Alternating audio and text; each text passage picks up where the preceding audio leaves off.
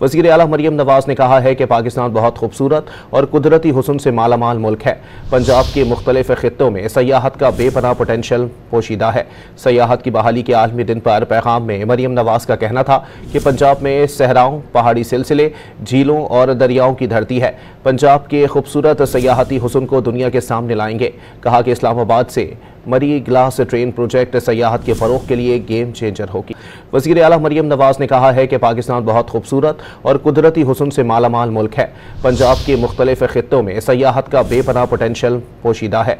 सयाहत की बहाली के आलमी दिन पर पैगाम में मरियम नवाज का कहना था कि पंजाब में सहराओं, पहाड़ी सिलसिले, झीलों और दरियाओं की धरती है। पंजाब के खूबसूरत सयाहती हुस्न को दुनिया के सामने लाएंगे। कहा कि इस्लामाबाद से मरी ग्लास ट्रेन प्रोजेक्ट सयाहत के फ़रोग के लिए गेम चेंजर हो।